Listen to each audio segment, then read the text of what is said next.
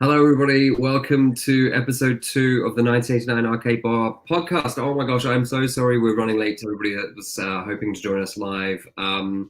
Several reasons for that. One is, my fault completely. Stephen was all set up, ready to go, and then I was running late, and then we were hoping that we could get me in on my phone because we're not quite sure how the internet connection is going to go today. Hopefully it'll hold. So if we get laggy and all that kind of stuff, we apologize. And then my phone didn't work, so we flicked back to me on my laptop here. And we tried all the mics, and I could hear me, or Stephen could hear me, and then I couldn't hear Stephen, and we couldn't work out why. And it turned out because I had my speaker muted. So I'm sorry about that, Stephen. That's all right, man. We got there in the end. As long as I'm not muted now. No, I can definitely hear you. Everything is good. Right. We'll see how the internet connection goes. So I'm not at home at the moment. I'm at my in-laws, who have very graciously been putting me and the family up for the last week or 2 weeks as our bathroom's getting done. I know, first world problem. They're being wonderful, but I think their internet might struggle a little bit tonight. But we'll see how we go. But welcome everybody to episode 2 of the 1989 podcast. This is our Valentine's Day episode. So Stephen and I are both married, and our wives are obviously happy for us to be sitting here talking to each other on Valentine's night. That's how awesome our other halves are. But anyway, let me introduce you to my co-host, my co-conspirator, my partner in crime, Mr. Stephen Wonderboy Kerr. Hello, mate. How are you? Not too bad, dude. Thanks for having me on tonight. Dude, thank you for joining in tonight. It's gonna be an interesting one. So every week we kind of have a chat about what should the episode be about, what should the topic be about, theme, what should we chat about, all that kind of stuff. And somebody in the chat suggested that we do love affairs with video games. The suggestion was slightly different to what we're doing tonight, because Steve and I are actually going to talk about our top 5 game franchises that we've held love affairs with for our entire lives, which is quite fun. We came up with our top 5 lists today. And we're also going to be talking about recent pickups, because obviously we're retro game collectors. And, thematically picking up is how you eventually get a partner, which is how you eventually get to celebrate Valentine's Day. And you have love affairs throughout your life with your partners. And, you can have love affairs through your life with video games and various other things that you love, like movies and all that kind of stuff. So it's kind of on theme, right? It's kind of on theme for Valentine's Day. Kind of. Like it's tenuous. It's very tenuous, but it's kind of on theme. But before we kick off, our wives will be happy with how much we love our games, though. Yeah, true. That was the suggestion. Like, I don't know how interesting that will be to the rest of the population, talking about how much my awesome wife Mania puts up with my little video game habit, because she does put up with it a lot. How's Amy though with the gaming? I mean, you have a whole lovely games room that you're sitting in right now, so Amy must be okay with that, right? Well, yes, sort of. She never takes part in the games, so she's not really much of a gamer, but she lets me have some space and have the games and stuff, which is good. So I enjoy that. That's awesome. But yeah, Marnie is obviously very patient with me, because we have a whole arcade bar dedicated to games and retro gaming and all that kind of stuff.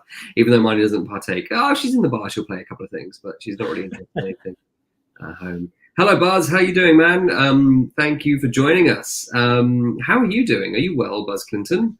How are you doing up in Brisbane? I hope you're keeping safe with all the COVID nonsense that we've been living with for the last couple of years, and especially with everything's been kicking off in January.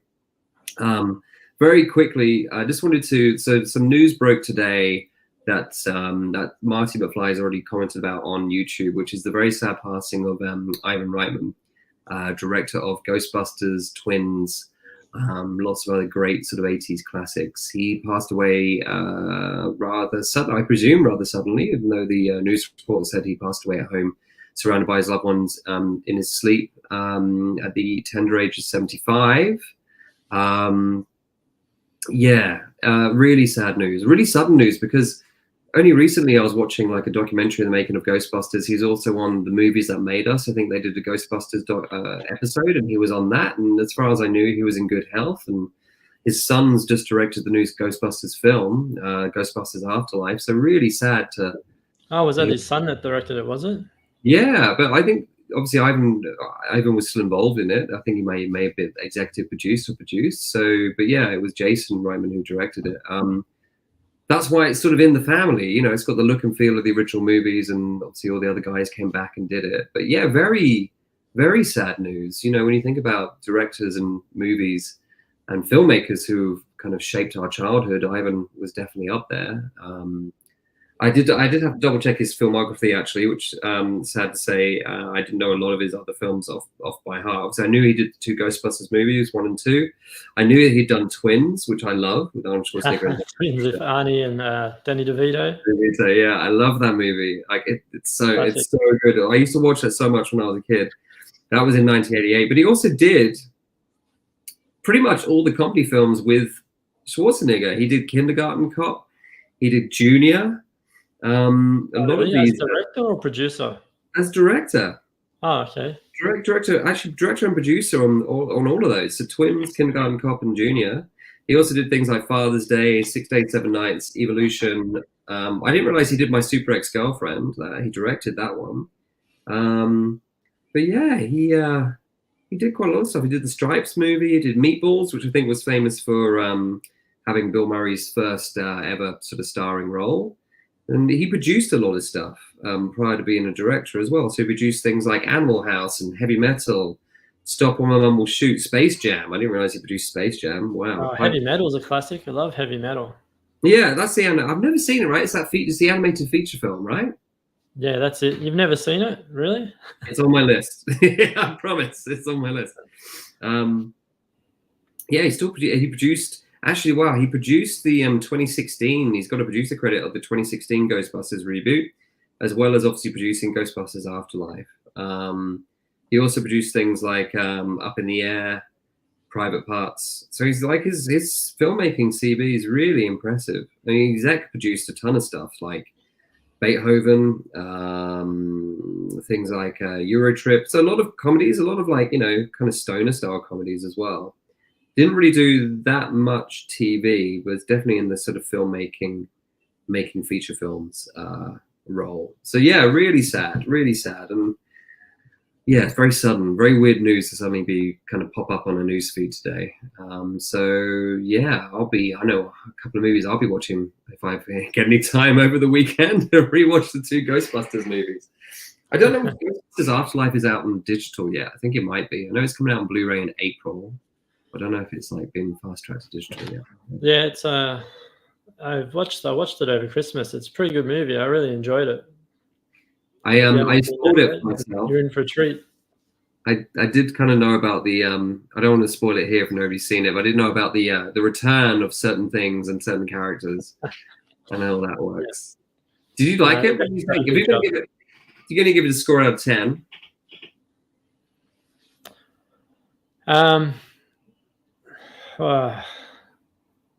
Good. I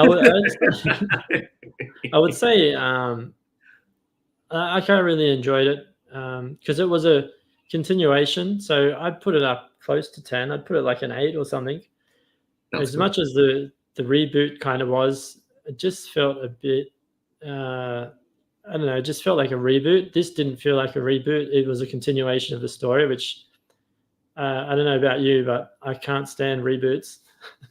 Or soft reboots or any of that kind of stuff. Yeah. And this wasn't. This was like a whole new story continuing on, and I really enjoyed the story. Yeah. The Ghostbusters 3 that we've been looking for a while. I can't wait to see it. To see it. Dr. Onoshi's Psychosis Lab. Morning, guys. Morning. Wow, where are you? Could a healthy World of Warcraft addiction be a love affair? I think so. That's what we're going to be talking about pretty much mostly in this episode is our love of particular franchises and said addictions to them. Sorry to cut you off, but I will say Warcraft 2 was a really awesome game. Never experienced World of Warcraft, but that's probably why I still alive and have a family. Because you're not indoors playing World of Warcraft every day. Is that it? Two and done. Oh gosh, I actually made notes for this episode. Can you believe it? I made notes and gave myself a rough structure for us to talk through, which is really good. One of the things, so one of the things that like I just wanted to say off the bat, because I like to obviously plug 1989 and what's going on at the bar and all that sort of business. I like to get that out the way at the beginning of the episode so we can get into the fun stuff. But I just want to say, like, thank you to everybody who's listening who actually visits the bar, because we are getting busy again, which is great. We had a really busy couple of weekends, so thank you to everybody who's actually coming out and visiting us. And thank you, Stephen. I think were you in on Friday or Thursday this week? Yes. No, it wasn't in. I was in the other weekend on no, I wasn't in on the week. I was the weekend before. Before. I keep getting my weekends. Everything's kind of rolling into one right now. It was either on the Friday or the Saturday, because I work the Saturday night. So it was the previous Friday night, because I had a work function. And I went after the work function. I went to 89 when I probably should have just went home. Met up with Martin, who was on last week. We had a few beers, and then Tom turned up, and Martin went home, and then me and Tom had a few more beers. Played some guitars. Played the busker's guitar and went to the townie. Oh man, you went to the townie, not to Kelly's. Wasn't happy. Oh. So that's not how you make your wife happy. Well, yeah, it was the weekend before Valentines. That's okay. It was your work do night. That's okay. That's allowed. That's allowed. Ended up at the townie though. What time do you leave the townie? Too late. Too late. Does townie still close at 4? Yes. Oh, okay. Yeah, say no more. For international listeners or people who don't know, so 989 is in Newtown, a suburb of Sydney in Australia. And Newtown's it's got tons of really good bars, and you can go out and stay out late in Newtown, which is great. You've got places like Kelly's and the Townie that have really late licenses. So we close at midnight, 8 to 9. But if you want to kick on, then yeah, Kelly's or the Townie seem to be the favorites for late night drinks. So yeah, thank you everybody who's coming back out again. It's great because January was tough. Like nobody was coming out, and quite understandably, people were getting sick. A lot of COVID going around in January. Still a lot of COVID going around now, but not as much apparently as in January. So great to see everybody come back out again. Yeah, before Christmas, like on my phone, the New South Wales app, nearly every day I was getting notifications of the COVID lucky dip of somewhere I've been and someone's been there with COVID. But since coming back after Christmas, even though there's a massive spike, for some reason I haven't had many pop up. But that's good, man. Yeah, it totally was, and you can always kind of sort of guess what locations are going to pop up. It'll always be a Bunnings. Or if you've been to IKEA, it'll be IKEA. It'll be any kind of big superstore will be like, oh yeah, Case. And you're like, oh, okay. Great. So yeah, thank you everybody for coming out. It's great to see so many people back out and enjoying themselves after, pretty of a crappy Christmas, pretty of a crappy January. Okay, we'll do my quick events plug in the bar, and then we'll get into the fun stuff. So tomorrow, if you're listening to this on Monday, on Valentine's Day itself, we're actually doing a Valentine's free play at the arcade tomorrow. So tomorrow night on the 15th of Feb, all the arcade games will be on free play. So if you want to come in and play some free arcade games, come and see us on tomorrow evening. That'll be really fun. Just to remind everybody that comedy nights have returned every Wednesday. So every Wednesday night we'll do comedy upstairs at 89. So if you want to come and see some great live comedians, come along. We've got a coin hop beer tasting and arcade masterclass event happening this Sunday. So for $40 per ticket, that gets you 4 delicious beers from Reckless Brewing, who will be there doing a live Q&A. So you can ask some questions about their beer, talk to them about how they came to be and what their plans they've got. They're opening a new brewery soon somewhere in New South Wales. We're very excited to talk to them about that. So we get to enjoy their beers and chat to those guys. And after that, Martin, who was in episode 1, good friend of the bar, Martin Taylor, is doing a masterclass on the Mario Brothers arcade game. So we have an original Mario Brothers arcade at the bar. He'll give everybody a masterclass on how to play the game. And then after that, there's going to be a short competition. Whoever wins that competition, and whoever comes second place in that competition, will win beer prizes, bar tabs, all that kind of stuff. So that's a really good, fun night out. Or day out, should I say, because it's happening this Sunday, February 20th, from 1 till 4. Grab your tickets online, folks. I'll put a link to our ticket place in the show notes. Also, trivia is coming back this month on the 22nd of Feb, Tuesday. It's free to enter. Gav, the Gavinator, will be your host. If you'd like to book a place in trivia, just drop me an email at our email, hey@989.com.au, or just on the Stephen's off, probably gone to toilet or to get a drink, or drop me a message via our messenger on the Facebook 989 Arcade Bar on the old Facey. Also, very excitingly, we are doing a event with Netherworld in Brisbane.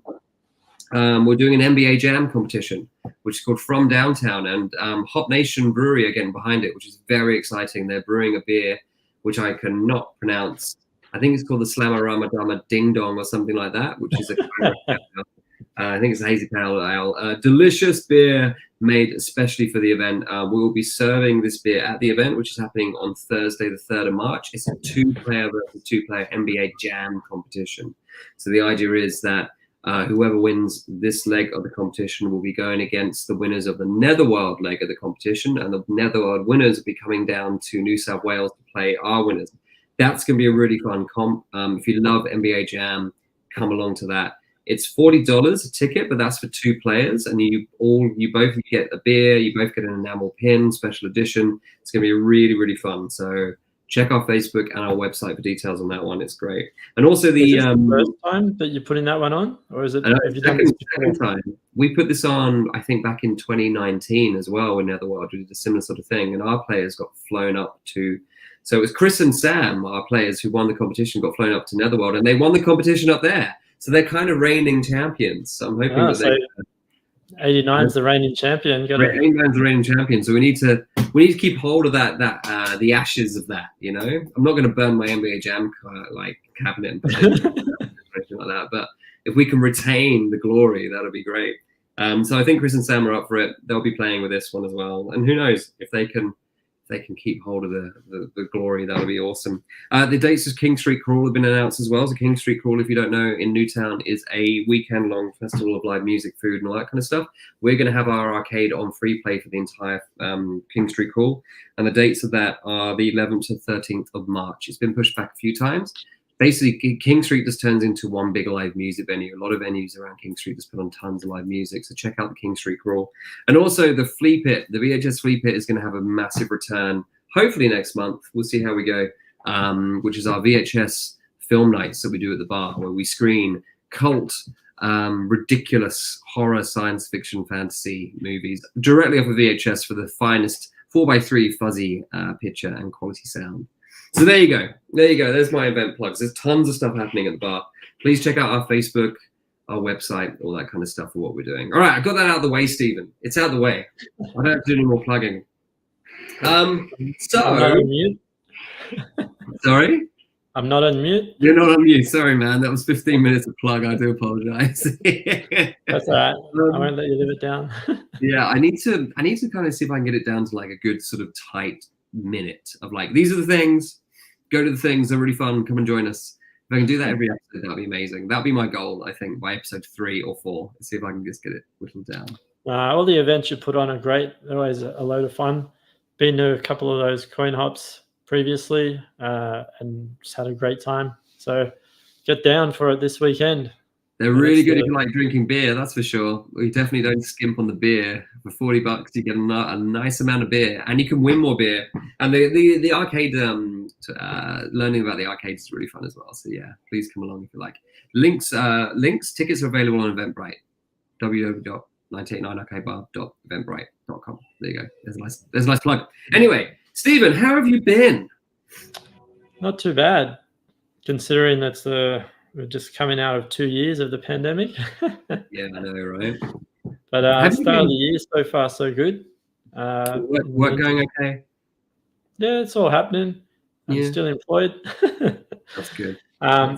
Fortunately, things have worked out well for us. But in the time off that we've had, I have come into some collection of some new games and discovered some new games and stuff. So, dun dun dun! How topical, Stephen? How topical that you have new games to which to talk about.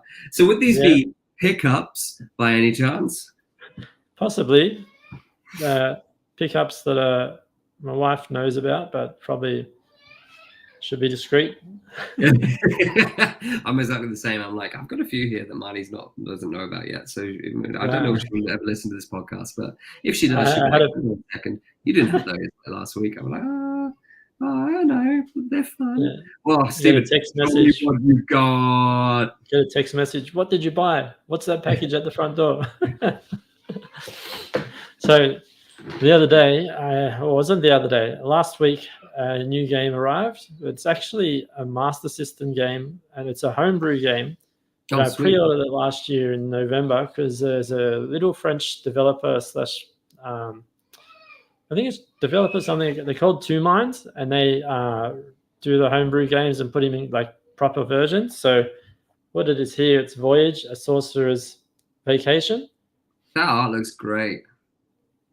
So I bought this from Two Minds. They re-released it. I think it came out a few years ago. One of the guys on the Sega, SMS Power website, each year they do a competition, like homebrew, like make game competition. So people are still making Master System games. Anyway, this is one of those ones they built it using the Alex the Kid editor. So I don't know if you're aware of that, but some developer hacked into Alex the Kid in Miracle World and made a game editor, and there's all these people that have made games off it. So this is essentially Alex the Kid hacked, but into a completely new game. So there's cartridge, paperwork, everything, brand new. So this 2020 brand new Sega Master System game. I love homebrew games. I love all this and like the whole counterculture of like homebrew games. And you can buy. Where did you get this directly from the publisher? Online? Yeah, that's it. The Two Minds. So it's the number 2 and then Minds, MINDS .fr because it's a French company. It's just a little guy. I think it's just like it's one guy who's a developer and stuff. They got 4. I think there's about 4 games at the moment. So one of them is Voyager, Sorcerer's Vacation. The other one is Heroes and Demons, which is like a puzzle game. There's Flight of Pigorus, which is like a shooting game where you're a pig and it's actually a pretty good hack, pretty good game. It's a timed game, so there's like 2 minutes or 3. Is it 3 minutes and then 5 minutes of gameplay? But it's really surprising how well they've done it because, like on Master System and stuff, a lot of the games, some of those shooting games have a lot of flashing and like the sprites are flashing because there's too much happening. Yep. Don't know how this guy's done it, but there's like no flashing or anything, and there's all this stuff on the screen. So he's worked his magic, and it's unbelievable how good it is. But that's just one of the games from that collection. So basically, the Voyage is like a side-scrolling platform game. Is that the game? Yeah, this one's it's a side-scrolling platform game. It's got the same controls as Alex the Kid in Miracle World. So if you've played that before, you'll pick this up and you'll start running around, jumping, and you'll feel right at home. Yep. But it's got like all new level designs. They've created their own levels. I think it's got 17 levels. The pixel art is amazing. It's really good. Like I had a go of it the other day, and I was like, "Oh wow, this is awesome!" And I showed one of my mates, and he thought it was pretty cool too. So I highly recommend it. So you just jump on YouTube and Google Master System homebrew games, and it'll come up. Nice one for the collection. What else you got? It's a digital game, so I haven't quite got it yet. But I did back what is it, Turbo Kid? So on Kickstarter, they had Turbo Kid the game. So the Turbo Kid movie, they've made a game, and I've backed that. So hopefully soon I'll be getting the digital copy of that game, which looks amazing. So is that essentially just going to be a Mega Man sort of clone, or because that's what Turbo Kid is really? I mean, I like that movie. I've got a copy of that movie. It's a fun movie, very throwback, very 80s. It's heaps.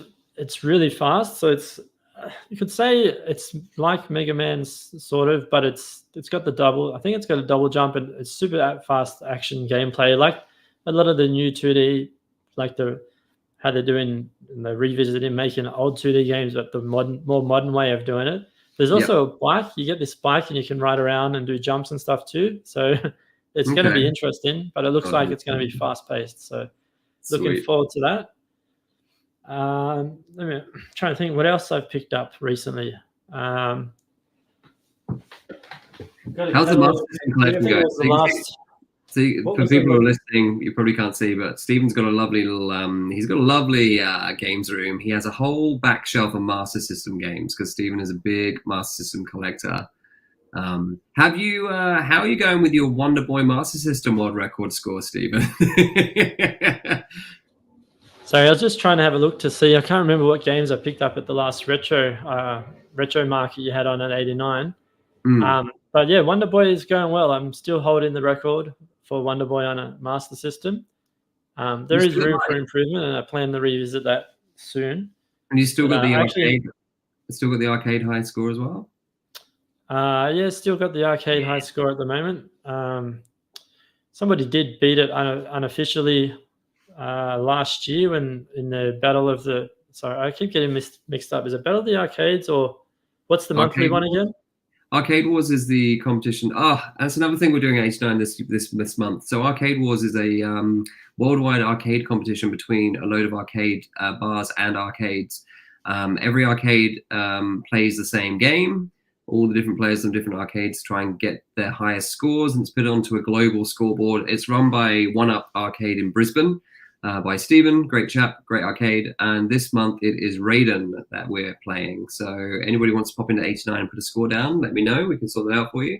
But yeah, there was a Wonderboy one, wasn't there? They did an Arcade Wars. Yeah, they did. That was last year. Was it December? It was right when we went into lockdown. Yeah. So we didn't get to compete. But I think the guy's named Charlie Farr from over in the UK, one of the UK clubs. One of the arcade club in the UK. I think in the Bury one, the big one. Yeah. Yeah. So he beat my score, but hasn't recorded it or done a run that I'm aware of. So I'm kind of just sitting back, waiting to see if someone beats it. I know I can improve on it. So this is why I call Stephen Wonderboy Kerr, because Stephen, a couple of years ago now, or was it last year? Was it last year you got the world record? I think it was start of last year, maybe, or mid last year. I did it. No, start of last year. It was probably February or March, maybe. I think I just started my job when I did it. So Stephen came in and basically slapped down a new world record on Wonderboy at 89. So, which I was very happy with because he's been worked hard for it for a while. It took 12 months of training. I was faffing around with two different PCBs and working out that they play differently and all this sort of stuff, and then getting the science right. Yeah, well, that's it. You only had the bootleg in there to start with, and then you got a hold of a board, and then it turns out there's two different versions because they'd when they released Wonderboy in Monsterland. Apologies if you can hear my little boy crying in the background because they're just being little turds tonight. I lost my train of thought. When they released Wonderboy in Monsterland, because Wonderboy was still really popular, they re-released the game on the Sega System 2 board that they released Wonderboy in Monsterland on. And in doing so, they changed a couple of things. So you don't get the extra lives for every fourth letter when you collect the word Sega. And to get a high score, you need to have all your lives because your lives are worth 50,000 points each. So you essentially, if you can get a no-def run, you'll beat my score. But you need to be on a Sega System 1 board, which gives you those bonuses because that's all the points come down to your lives and shooting all the enemies. But we discovered there was two separate boards. So we actually Ben has his System 2 board, and I ended up getting a hold of one and buying one, and I got the System 1 board. So we do have it at the bar, but it's just sitting in storage. So I think it's in the storage room. I'm pretty sure I haven't moved it. I'm pretty sure it's still there. I hope it's there. I'll check that tomorrow when I go in. I'm sure it's fine. It's fine. It's fine. So anything else? I've got a whole I'm trying to think. I picked up some games this year at the retro market, but I can't remember what they were. I did pick up a couple of games last year. I've been on the hunt a little bit for some Xbox games because there's a few ones that came out, but I picked up one that is really awesome. I'll just grab it.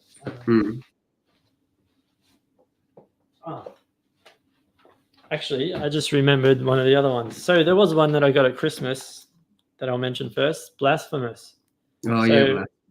Blasphemous is fucking awesome. It is a brutal game. The artwork, the style, everything is just amazing. So I highly recommend that. Martin was waxing lyrical about that in episode 1 because I think he's completed like 4 or 5 times. He was saying he's 100%ed it and he's just run through it a few times. Like, loves it. He came over one of the days, like over Christmas, and I showed him the game, and he loved it, and he got himself a copy. And then he's finished it. I haven't been playing it too much lately because I've been focusing on another game that's been taking up a lot of my time. But I do plan to finish it and then try and speedrun it because really enjoying speedrunning, which I've started recently. But one of the other pickups, which what's the game? So you're trying to get the Ninja Gaiden, right? You're trying to get the Ninja Gaiden world record on speedrun on the Master System. Yeah, at the moment, for the last 5 months, I've been playing Ninja Gaiden on Sega Master System, just working away, chipping away at reducing my times and getting closer to the record. When I started running, there was like one other guy. There's a French guy, my man, that was running the game, and then he stopped. But now it's continued on, and now at the moment there's another few people running. So there's actually 4 of us running the game. It's getting really hot at the moment. I'll just grab the case. Stephen shares his scores every now and again on Facebook Messenger, and it's like every other day he's like getting quicker and quicker, like incrementally, like fractions of a second, quicker. Ninja Gaiden. For anyone who's not aware of it, there is a Ninja Gaiden on Master System. Mm-hmm. It's an awesome game. I only discovered it later in life. I didn't actually know it was out on the Master System. It came out in '92. Everybody thinks Ninja Gaiden's just on the NES, right? Like, people don't realize that there was a port done to the Master System, and it's different. It's got better graphics, but it's maybe not as quick. But everybody thinks NES when they think Ninja Gaiden, right? Yeah, that's right. It's like it's just renowned for NES, and it's pretty funny. A few times I've been streaming on Twitch, I'll get raided by some other streamers who are finishing up their stream, and then they're watching it and they're like, "Oh, this looks different. How come I don't know the levels?" And they realize, oh, it's the Sega Master System version. They didn't know that existed. Yeah. So it's quite funny when that happens. But as I was saying, it's heating up big time. So I think it was a couple of weeks ago, I'd had a bit of a rut and I hadn't improved my score, my time for like a month. And there was another runner and he was in the same boat. Radioactive Man from Mars is one of the other guys running the game. And we're both having a bit of a dry spell. And I stumbled upon one of the TAS runs, which are the tool-assisted runs. And it was not the fastest TAS run, but it was like a 15-minute run, which is about a minute slower than the fastest TAS run. And it just did all the basic strats, no advanced strats. And I was like, these are basic strats, and we're doing the advanced ones and struggling because so much can go wrong and you lose so much time if you mess it up. Let's just go back to basics. So I went back to basics and smashed like 10 seconds or something off my time, which was pretty good. I was like, yeah, awesome, pretty happy. And I wake up in the morning and then Radioactive Man has done the same thing and beat my time by a second. Oh, man. And then we've just been both working at it. And last night I actually jumped on. I've had a few good runs that I've just been blowing, but last night I jumped on and I had some really amazing runs, and I actually beat my time by about 5 seconds, and then I beat it again and I smashed another 11 seconds off. So my previous time was 16:33. Now my new time is 16:22. Wow. But that run I messed up on the last boss. I was a bit slow killing him. I could have actually just got the record, but I messed it up. And then I'm like, yes, pretty happy about it. And then I wake up in the morning and there's another runner that's just joined the race. I'm sure how to say his name probably, but I think it's Qubit or something. Quarbit. I don't know how Qubit, but he's got a few records and he just jumped up and caught right up to us. And wake up in the morning, about halfway through the day, I notice there's a message and he's beaten my time by like a second. Oh no, he didn't beat my time. He got 16:23, so it was a second behind my time. And I put a comment in our group chat, and it was like, "Oh, you almost did a rad man," and to me. And then I come home from work, and I notice there's another message, and he's smashed it again, and he got a 16:20. So I got into second place again last night, and I was held it for about 6 hours, and I've been knocked back to third place. Oh, man. But he's like the record's 16:19. Man, that's the frustration with like speedrunning. It will happen so quickly, right? Like, yeah, it's a lot of fun. It seems to be a lot of competition too in speedrunning, which is kind of enjoyable, because one thing is a bit like with high scores are fun. They're challenging as well, but there doesn't seem to be as much of an active community in high scores as there is in speedrunning. So I enjoy the competition a bit more. And when does games done quick get broadcast? Does that happen twice a year or once a year? I think one of them just finished. I think it was, and I think there's 2 or 3 of them. I'm only new to the games done quick stuff. Thomas, one of our other mates, is all over that and knows all about it. But there's like, I think there's some of that games done quick, then there's games done quick, and there's another one, I think. But yeah, they're pretty good. They just show all these top runners playing the games, and it's a good watch if you're into that stuff. Yeah, and it's all for charity, right? Is it all for charity? Like they're rated? Yeah, I'm pretty sure it's all charity. So all the money they raise is for charity. So, and they do that every year, and they've been doing it every year for quite a while now, and they make a lot of money for charity, which is a really great cause. Yeah, check it out. Games done quick. Google it, have a look. It's really fun if you like, because they always put up a schedule. So if there's a game you like and you've always been interested to see how somebody can smash it in under, like, I don't know, a minute, 2 minutes. Some games can be done so quickly. I watched the Ninja Gaiden NES one last year, and I was just blown away about what the guy did to just get it done quickly, like how you can use all sorts of like techniques in the game, and you can sort of crack the game, and all, loads of bizarre things that blew my mind. So it's always fun to watch that stuff. If you're aware, it's on. There's one of the Ninja Gaiden NES runners. He used to have the record. He's quite a well-known streamer, Arcus, and someone took the record from him last year, I think, and he's back on the grind every day. He streams about 8 hours a day, and he's practicing and doing attempts, trying to get his record back, which is pretty interesting. So if you want to see somebody who's super good at Ninja Gaiden on the NES, you check him out. Sweet. Oh, man. You already know who he is if you know the game. So have you got any more pickups, or is that it? Yeah, there's one other one that this one's for probably Mikey, because I picked it up because I like Transformers myself, but one of my little boys, Mikey, is obsessed with Transformers, so he loves it. So I picked up Transformers Devastation on the Xbox One. I'm not sure if you've played it, seen it, or heard of it, but it's awesome. It's all the old G1 style Transformers. See, I had that a while back, and it was okay. I didn't like the fact that the game kept stopping and starting. It's one of those, you run into an area, you have to take down a load of bad guys, and the area opens up and you move into another area. I can see why people love it, because the graphics are great and it really captures the spirit of the Generation 1 Transformers. But I just found the game itself a bit kind of like methodical, ploddy. I got bored of it quickly. A bit kind of like you do the same thing again and again and again. Well, it is a modern game, and to be fair, I did lose as much as I love gaming. Over the years, I started to lose interest in video games. Like ever since being a kid, I was obsessed with video games, and then over the years, I lost interest until actually you opened the bar in Newtown, and I stumbled across it, and it reignited my passion for video games, because I went back to the games that started it all, Master System and arcade. And it's back, but still, some of these modern games, I play them a little bit, but not as much as the classic 2D side scrollers, because that's my thing that I love, always have. Yeah. Pick up and play. Yeah, it's true. Just so happy that there's the retro movement, the indie retro movement, and there's so many 2D games that are coming out every day. Like, it's just amazing. Yeah, and they love to hark back to what's gone past, like in terms of improve on the graphic style we love, from the 16-bit to the 8-bit. And they're creating works of art in the retro style, which is Blasphemous is definitely one of those in that category. Enough of me talking. What about your pickups? What have you been your latest pickups?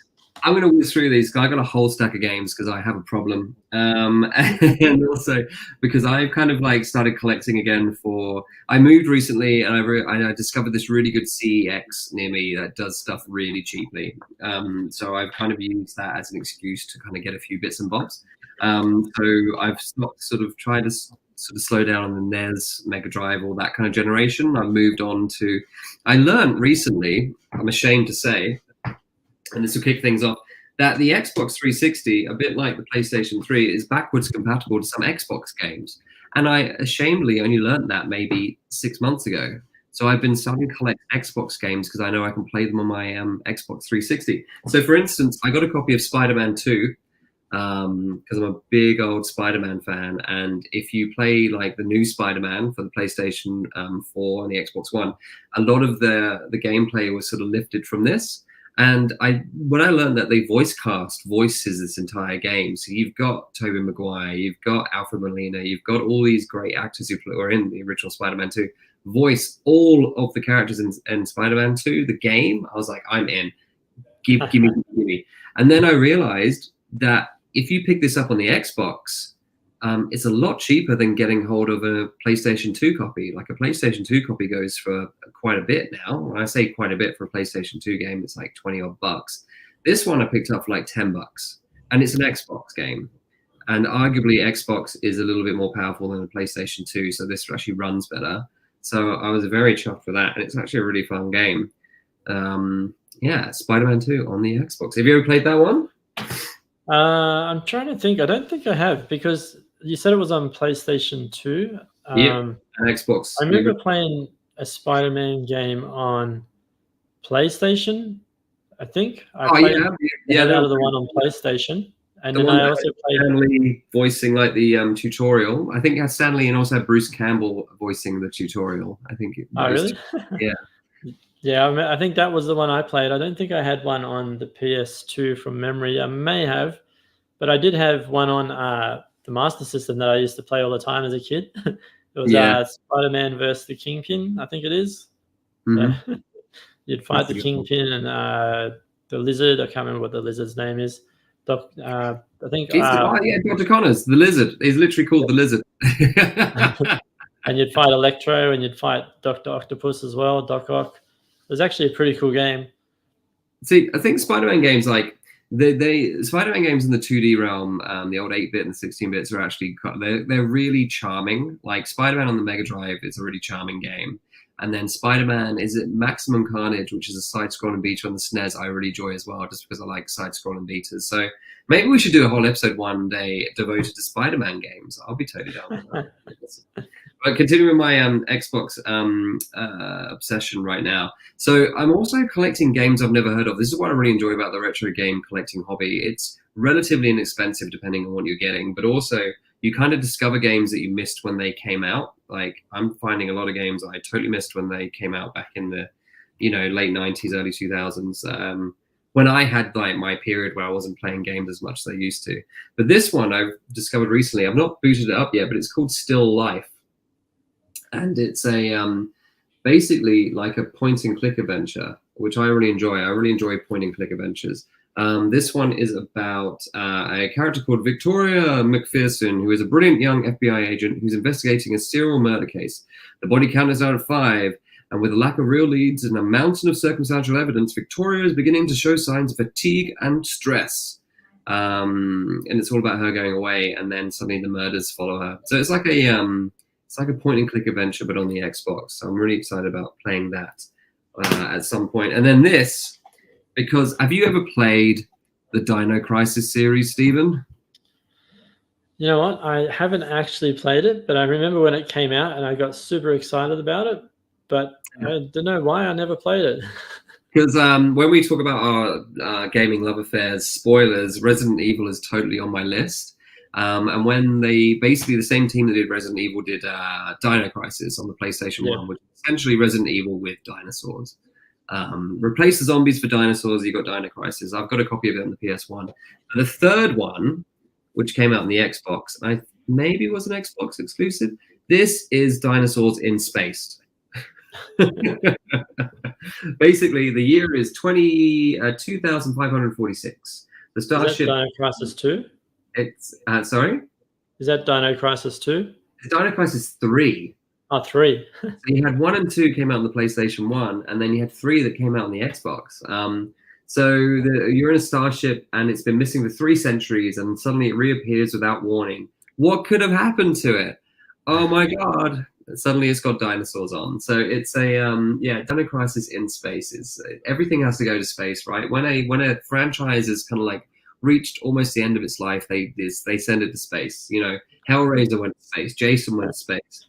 The Dino Crisis went to space. So this is like it's renowned for not being a great game, Dino Crisis 3, but I just had to have it because I like having somewhat naff games in the collection for fun. You know what I mean? Like, and then sticking with like that sort of generation, like, you know, the 3D game console. So PS3 I've been going a bit crazy for as well.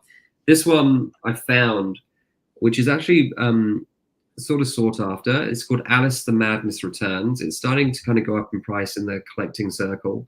It's a 3D sort of hack and slash action adventure where you play Alice, and she's trying to sort of collect her memories. It's basically if Tim Burton, like good Tim Burton, when Tim Burton was good, did a horror action game, and it's fantastic. It's got bugs. It's not a perfect game by any means, but the atmosphere is really spooky and really creepy. The action and the play mechanics are great, especially the combat. And it's just one of those ones that I think went under the radar on the PS3. You think you can get this on the Xbox 360 as well. So if you see a copy, I highly recommend. It's very sort of gothic, twisted, but really good. And then I got Sleeping Dogs, which is essentially GTA set in Hong Kong, which is meant to be really good. This one apparently went under the radar. I'm yet to have a go on this, but GTA set in Hong Kong. I love Hong Kong. I love GTA. It sounds like a perfect mix. And then just to wrap this up, I recently got myself at the last retro video game market at 89. I finally got myself a GameCube. I've been wanting a GameCube for ages. And a guy was selling one for a really good price that came with the Game Boy adapter where you can play Game Boy games on your GameCube. And I think this game, nice. Yeah, so I can play like Game Boy Advance and Game Boy and all that kind of stuff. And also I think it's modded as well, so it's region free. But there's a few games that were basically up until recently, most of these were GameCube exclusives. So that's why I was like, I've got to get myself a GameCube. And again, keeping with our franchises that we love, which we'll be talking about very soon, Resident Evil. So Resident Evil 0, which is the prequel to the original Resident Evil story. So when they did the Resident Evil remake for the GameCube, they also made Resident Evil 0. So I picked up a copy of this. I've played about 20 minutes and I love it. It's mainly set on a train. I'm sure there's more to come. But this is the prequel story before the events of the Manor House in Raccoon City. So this is pretty fun, Resident Evil 0.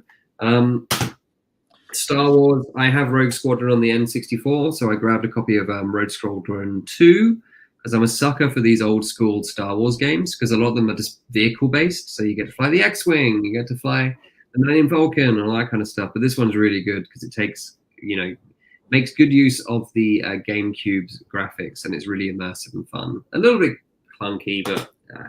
And then I've always wanted to get my teeth into the Metroid Prime series. So I grabbed a copy of Metroid Prime, which is when Metroid went first-person shooter. And this is, I think I was waxing lyrical about this in episode 1 of this podcast, is amazing. I love the atmosphere. I love the fact it's gone to first person. It still feels like a Metroid game. You very much feel like you're embodying Samus, and it's a heap of fun to play. And the atmosphere is just, wow, it's so moody, so moody. Captures the original Metroid for the SNES, I would say, in terms of atmosphere. So I'm looking forward to finishing that. And then finally, because I do have a problem, I've got too many things.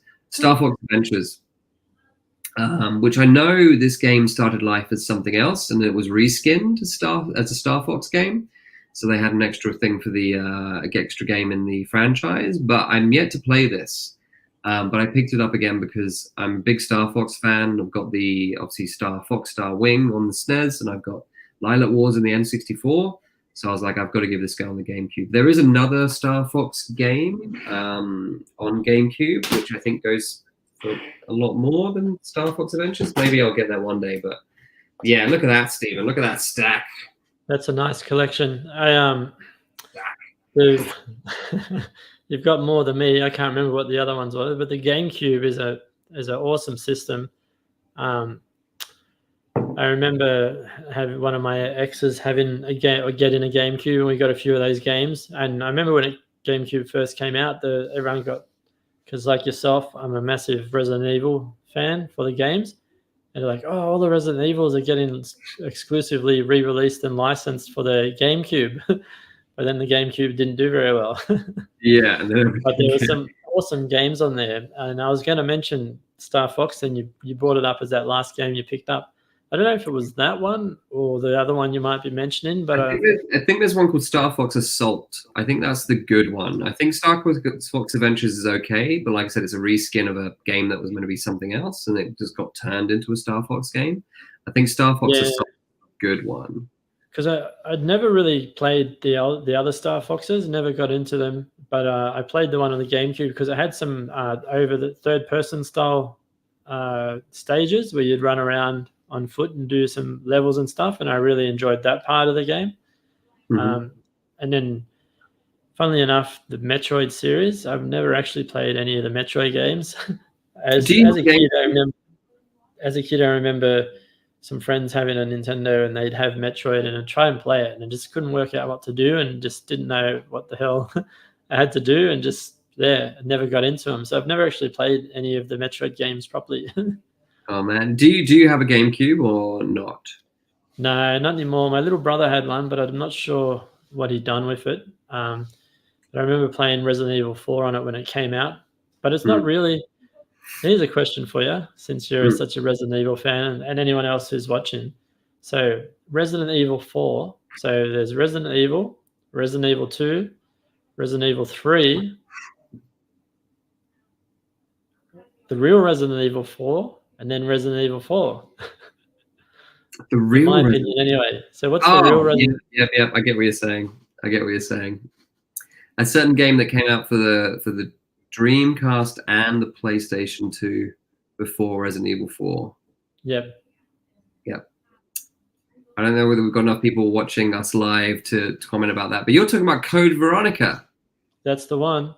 Yeah, man. It's weird that wasn't a continuation, that it was that they didn't use the 1, 2, 3, 4 on that one. They just kind of started. Well, they started off shooting Resident Evil games way before that. You had Resident Evil Survivor and all those kind of things before Veronica. But Veronica was great. Was Veronica the one when they first introduced the 3D background, when the backgrounds would actually move with the character? There it is. Stephen's holding up a copy of it on the Dreamcast. So they weren't pre-rendered backgrounds in that one, right? This is when it went full 3D for Resident Evil. No, I think it was still pre-rendered. I think it was still the weird angles and stuff. It was Resident Evil 4 is when they went full 3D. I'm pretty sure. I think it was more graphic. The backgrounds were more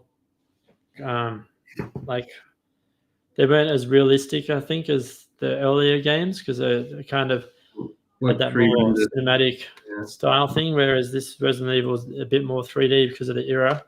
Yeah.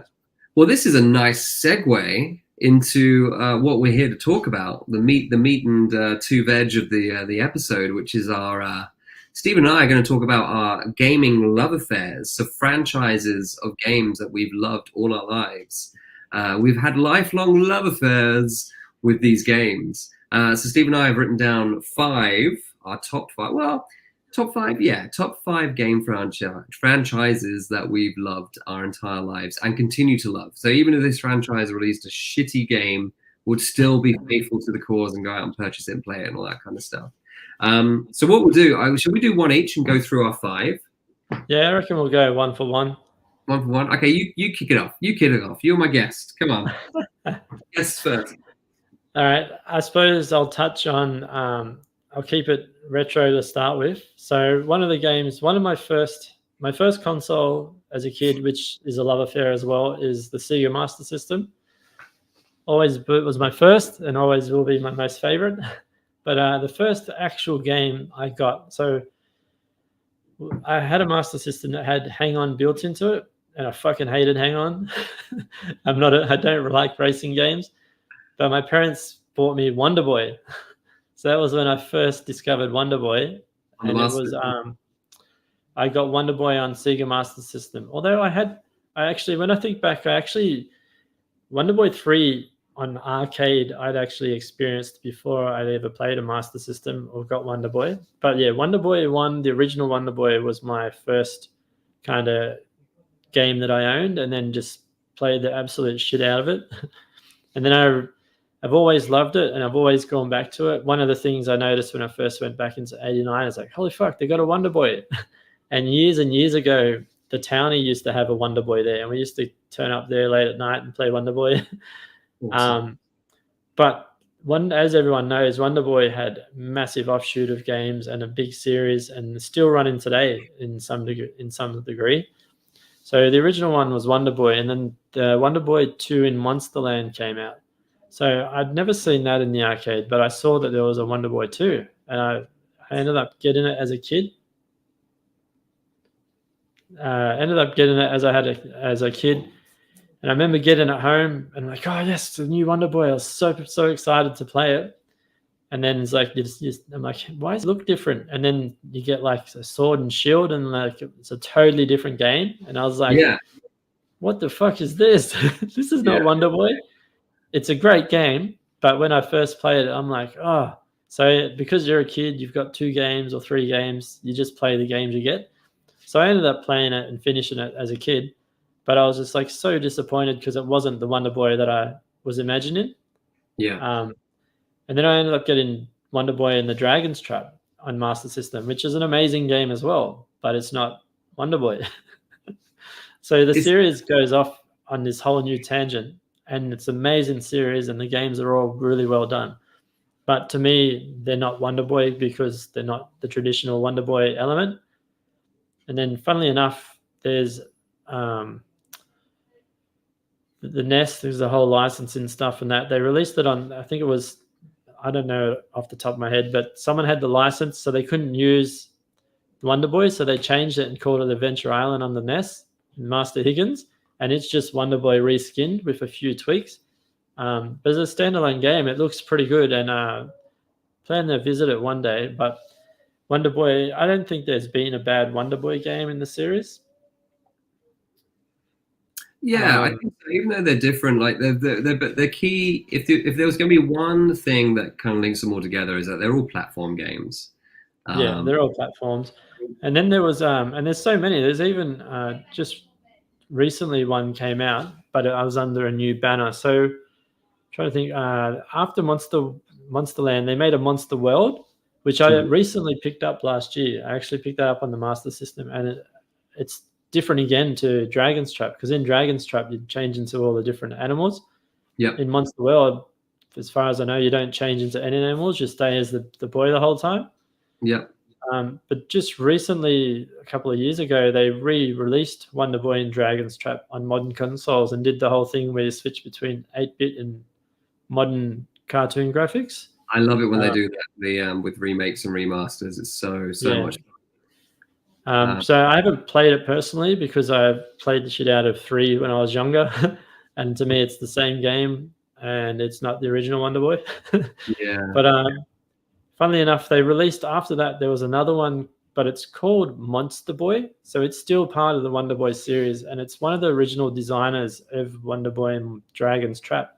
But the new one, Monster Boy, I'm pretty sure it is, has got an amazing soundtrack and amazing graphics and gameplay. You pick that up and it feels unreal to play, and it's exactly like Dragon's Trap, where you change into all the different animals. So I highly recommend it if you like Dragon's Trap and stuff. And I think that's the last of the ones in the system. Yeah, it does look incredible, Buddha. And then they did, a few years ago, they actually did a remake of Wonderboy, the original one, but made it heaps cartoony. And I've seen it. I haven't played it yet. It looks a bit funny, but it's got some upgrades. Like you can charge up your axe and blow through stuff. The monsters are all different, but it looks really, I don't know. To me, the graphics didn't appeal because it looked too kind of kiddie. Like, So I haven't seen that, but I would say, sorry. Some of these remakes, when they kind of, you know, they update the graphics, they go for a modern look and feel. They go for a hand-drawn look and feel as well, where they try and make things look cartoony and all that kind of stuff. Sometimes that kind of doesn't work because it feels like you're playing like a Java game or a Flash game. You know what I mean? Yeah. Characters suddenly don't have the weight they had when they were in 16 or 8 bit. The only game I can think of that's done that really well in terms of taking a franchise and making it feel modern, updated, and still have a vibe and a weight to the gameplay is the Streets of Rage series when they did Streets of Rage 4 a couple of years ago. So I get what you're saying about that when they try and do that to a franchise and it doesn't quite work. Yeah, so to me, visually, that doesn't work for that game. I don't like it in that regards, but it is Wonderboy, so I will revisit it. But, when are you going to get the Wonderboy tattoo? No, I don't know. I've been offered one by a mate when we got the record, but I don't think I'll take him up on the offer. Oh man, maybe one day. But to be fair, I don't think there's a bad Wonderboy game in the series that I'm aware of, only from what I can see visually.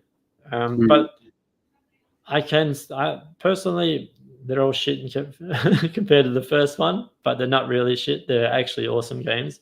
It's just like I was saying, it wasn't what I was expecting, but they're great games. Yeah. First one's addictive because it's quick. You got to be quick on your fingers, and you got to be quick on your reflexes with that game. I think that's why it's so much fun. Well, it's an arcade game. It's designed to be played quickly and eat dollars or cents or whatever you put into the machine. Just gonna go through some comments. Rogue Thought, I have an Apple II and play Ultima sometimes. Gotta love the games that built the foundation of the games we play today. Very true. And the Apple II, what a system.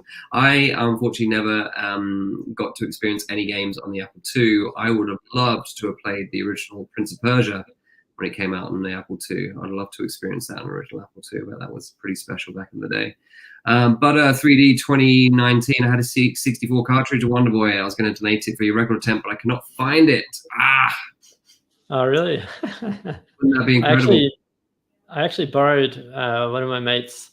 Evan lent me his childhood Commodore 64, and I was playing Wonderboy on Commodore 64 because I was going to try and get the record on that. There isn't one, but I was just going to create one anyway. But the SID chip blew in it, so I've stopped playing it, unfortunately. I have to give it back to him to get fixed. And I was like, oh, no, I think I broke it. Because he lent it to me and it's his childhood one, but it's sitting safely in the cupboard. I've just got to take it back so we can fix the sound chip on it. But he knows all about it. So, do you think you'll ever revisit trying to get the world record on every single version of Wonderboy, the original Wonderboy? Because wouldn't that just be an incredible thing? That'll get you to get world records, I reckon, Stephen.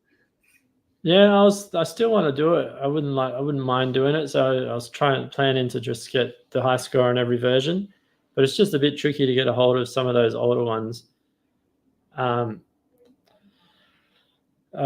is it? On the Spectrum, I don't know anyone that has a Spectrum or a copy of it, and I don't know anyone who has a Amstrad with a copy of it. So they'd be a bit hard to get a hold of those, and I haven't gotten a hold of a Game Gear yet. Well, if anybody is listening who has those pieces of hardware and a copy of Wonderboy, who's happy to lend them to you for the cause, that'll be incredible. Drop us a line. The email is hey@989.com.au. Dr. Anish is, why did tapping the joystick make you move faster than holding it? On which platform? Arcade or on Commodore 64? Because on arcade, there's only one speed. If you hold forward, you always run the one speed. Commodore 64, I haven't played it on joystick. I was playing it on keyboard. So Butter saying unlimited X throws is the highlight of the C64 versions, but after each boss enemy placement is the only thing that changes in floating platforms. And Dr. Onishi's talking about arcade. I think on arcade you down a button, don't you? Otherwise you push on the joystick to make him run faster. Yeah. See, I haven't played it since I set the record. Yeah, if you run normally, if you just press the joystick normally, you move one speed.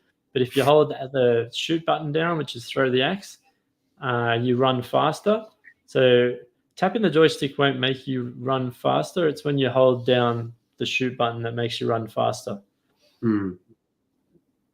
So we have we done a masterclass on Wonderboy, Stephen?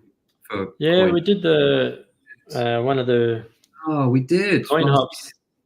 Woody the Boatman. Yes, Woody the Boatman coin hop. That was the one. That was a good night. Those beers were nice. They're good. We did a masterclass on it. If you're ever in the bar and you see Stephen in the bar, just walk up to him and say, "Hey, Stephen, teach me how to play Wonderboy." Like, seriously, he'll do it. He'll do it. Get a free lesson from the master right there. I can tell you the secret right now. Don't die. That's the secret to every game. That's true. That's true. All right. Is that everything you want to say about Wonderboy? Yeah, let's hear about your first pickup. All right. So, okay, let's pick one that's not going to have me talk for ages and ages and ages and ages. So not in any particular order with these top fives of gaming franchises that I've had a love affair with my entire life. I'm going to start with the big one, but I'm not going to talk about it too much because I'd love to devote a whole episode to it. And that is the Last Ninja game series, which originated on the Commodore 64. Commodore 64, since we're talking about the Commodore 64, the great and mighty Commodore 64, having grown up in the UK, the Commodore 64 was my first computer, my first gaming piece of hardware, I guess you could say. And The Last Ninja was one of the first games I was introduced to as a kid, and it was just magical. A wonderful isometric action-adventure game, kind of arcade style, but has you collecting items, solving puzzles, fighting bad guys. There's an array of different weapons that your ninja can collect and use, from nunchucks to swords to throwing stars to all sorts of stuff. I think the game is set over 5 levels, but not only did the game look and play astoundingly well for when it was released, I think in the mid to late 80s, but also the music was absolutely spellbinding, done by a musician called Ben Dalglish, who very sadly passed away a few years ago. His music is incredible. He and another guy called Anthony Lee did the soundtrack to the original Last Ninja game. And they're developed by System 3. Thank you, buddy. Yeah, System 3. We're an amazing game developer who still do stuff to this day. And they created 3 Last Ninja games. The Last Ninja, Last Ninja 2, Back with a Vengeance, and Last Ninja 3. I don't think Last Ninja 3 had a subtitle. Last Ninja 1 was set in feudal Japan, about Last Ninja, whose whole colony, family, fellow ninjas get wiped out by an evil shogun. So you then come back to the island to take your revenge and defeat the shogun. Second one, in very typical 80s fashion, has you seeing your ninja being sent into the future, where you are in 1980s New York, and you have to find, the shoguns come back and you've got to stop them again, and it's in a modern day setting. Incredible music in that game by Matt Gray. And the third game was more of a sort of going back to the roots, but became more about elements, and you had to capture the earth, wind, fire elements and all this sort of stuff. So very mystical for the third game. But yeah, I could do a whole episode talking about Last Ninja and System 3. Maybe we'll do that. I'll get some fellow System 3 fans on and we'll talk a good 3 hours about System 3, because I could talk forever about them. But that game, I've never played the Last Ninja games myself, and I might have seen them as a kid, but I've, over the last couple of years, just from yourself and other people talking about it, and I've looked it up and seen it. It looks like an awesome game. I would have loved playing it as a kid if I had access to it. And I've been thinking about, I wouldn't mind actually giving that game a crack, because it looks so good. It's incredible. When you get the Commodore 64 fixed up, I'll lend you my cassette copy, because I've got 3 of them. And there was also a Last Ninja remix that they made, which was like an updated version of Last Ninja 2, which I've got as well. But Butter makes a good point in the comments. The way the graphics work, they get drawn on every screen. So the game screens, essentially. You walk through different screens, and each time you walk through a different screen in an isometric view, the graphics draw on screen. So there's a little bit of like time where the graphics kind of draw, and it takes a few seconds. But that was a really sort of key point of the game. A key element of the game that stuck with me when I was a kid. But yeah, I was obsessed, and still obsessed with these games. I still try and play them as much as I can nowadays because they still hold up. Like Stephen, you definitely got to try them out, man. I highly recommend. And even down to like the box art. The box art for the first game was a very simple black box and just this set of ninja eyes. It was just incredible. The simplicity is like I've said this to many people, and I was very lucky to meet the creator and developer of this game as well. And I said to him, like, you guys just captured lightning in a bottle when you made the last Ninja series. I don't think anything else has really had the same effect on me in gaming as the last Ninja. Oh, maybe apart from the 4 other franchises I'm about to talk about, but you know. So there you go. The last Ninja series. That's one for me. I've had a lifelong love affair with those games.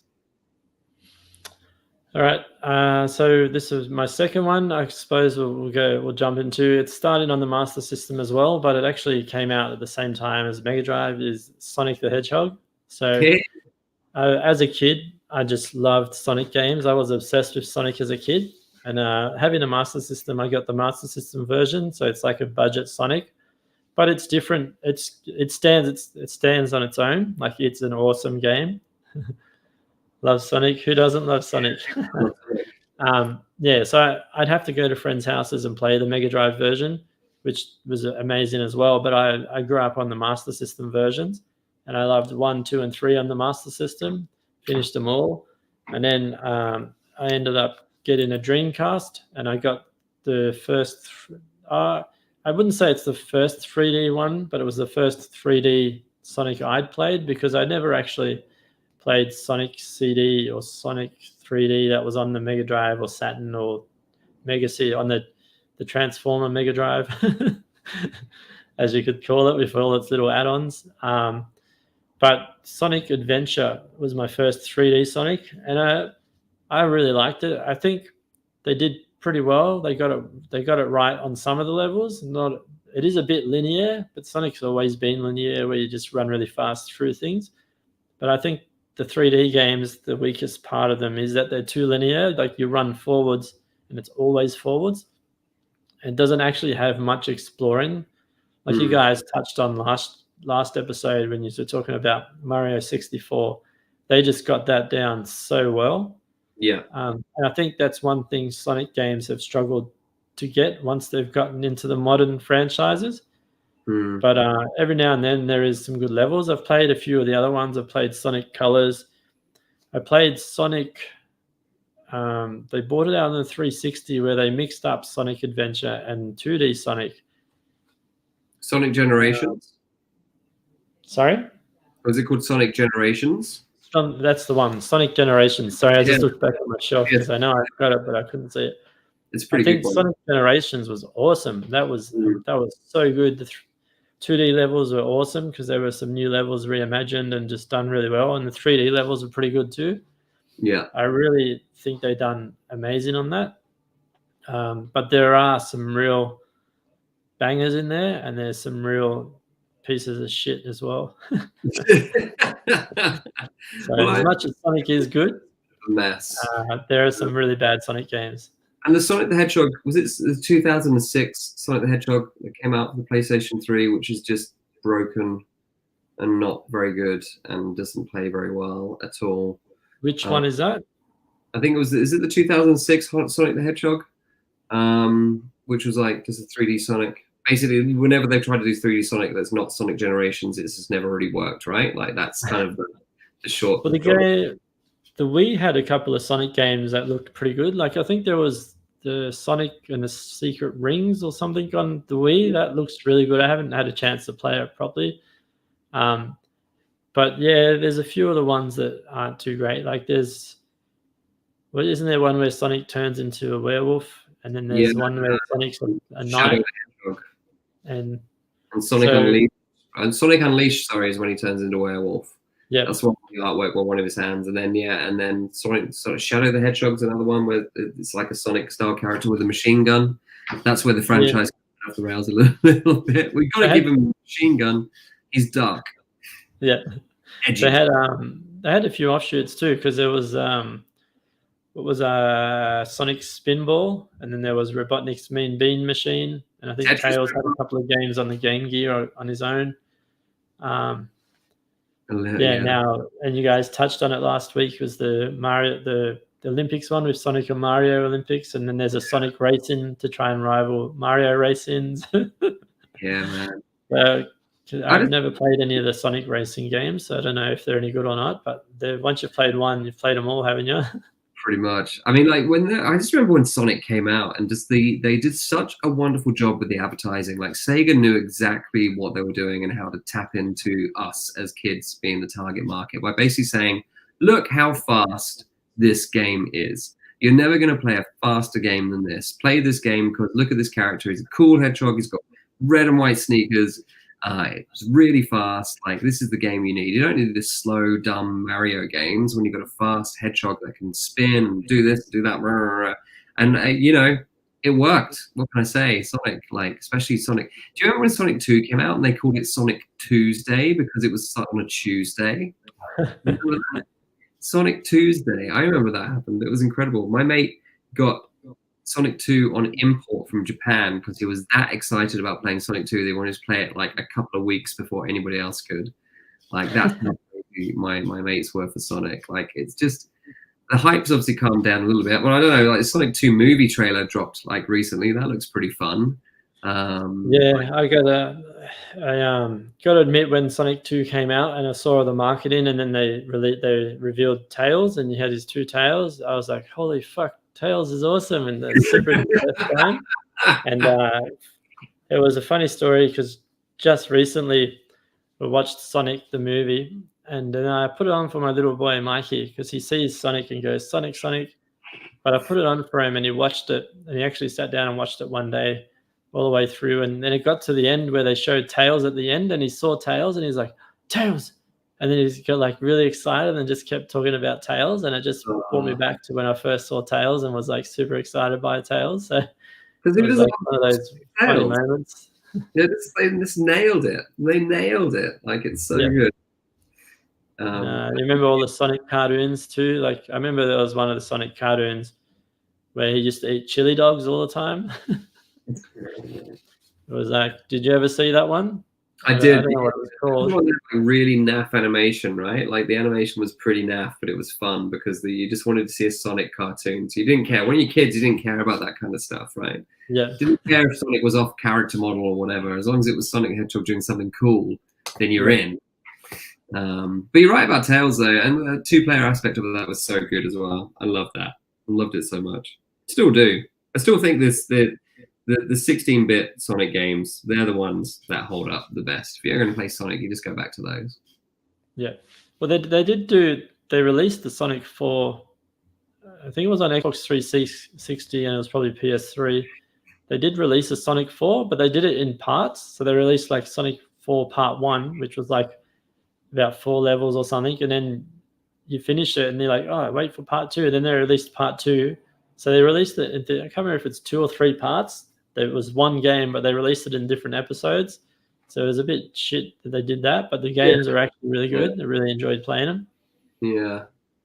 That's how to screw things up. There was like a trend to do that though at one point, wasn't there, where things came out episodically. It's just naff.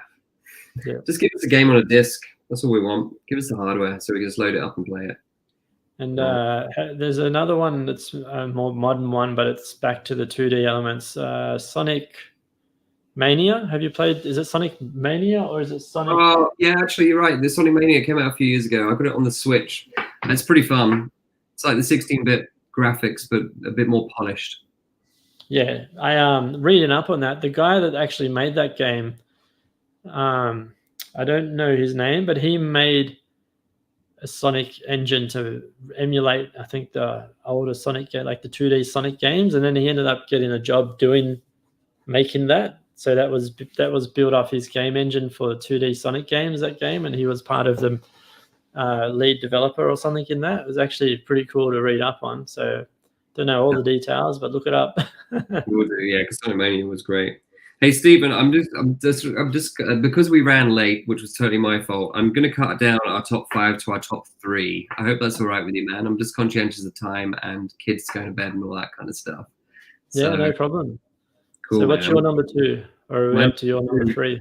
Now that we know that we're only doing 3, because I've already mentioned Resident Evil, so I'm gonna strap that one off my list. Even though I love it, it's on my list. We're not going to talk about it because we've already talked about Resident Evil and how much we already love those games. So we kind of dipped our toe into that a little bit.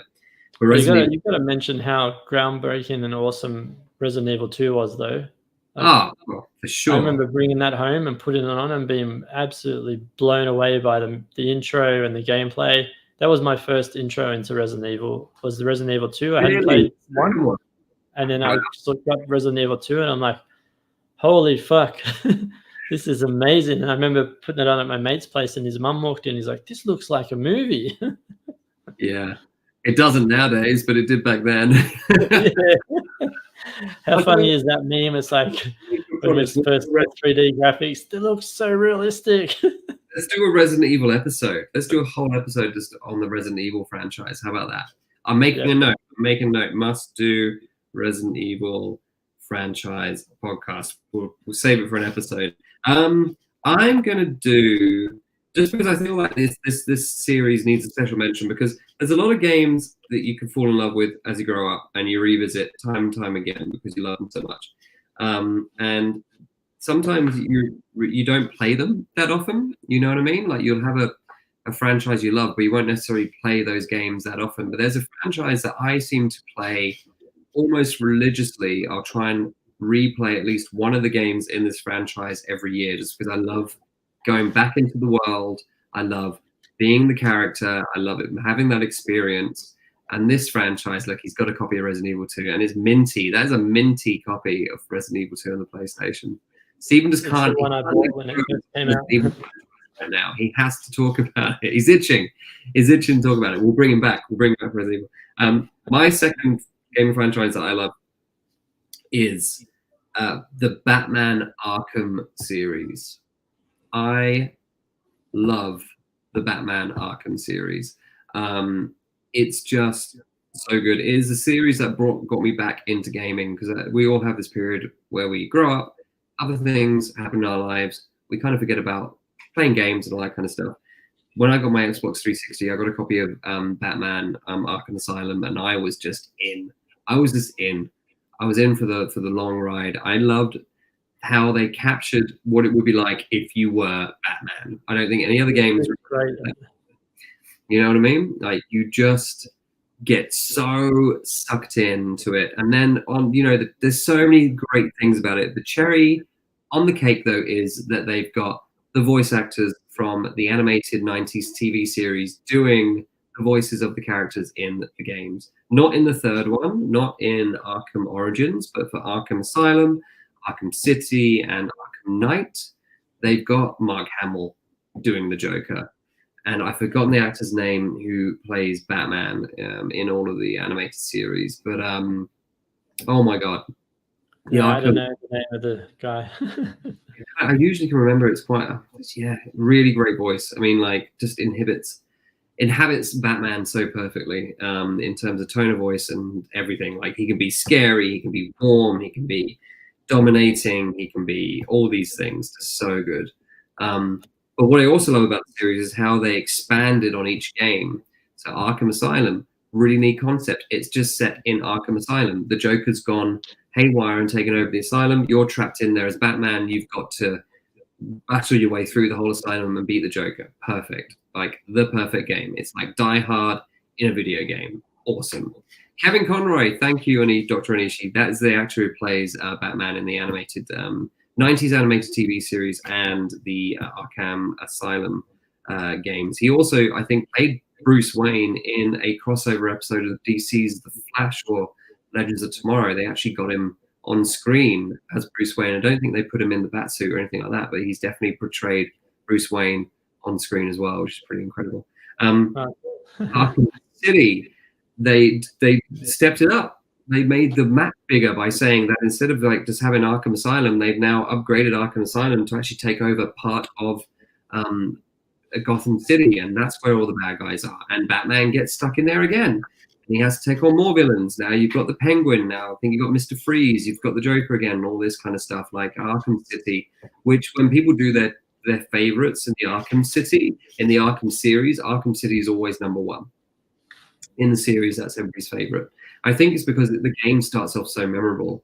It starts off with Bruce Wayne being captured and thrown into Arkham City, and you have this whole opening sequence where you fight off the Penguin's bad guys as Bruce Wayne, and then obviously you escape, and then you get your Batsuit, and the whole thing. And they also introduced Catwoman in that game as well, and that's where you have the co-op aspect where you actually switch characters, where you play some of the game as Catwoman, some of the game as Batman.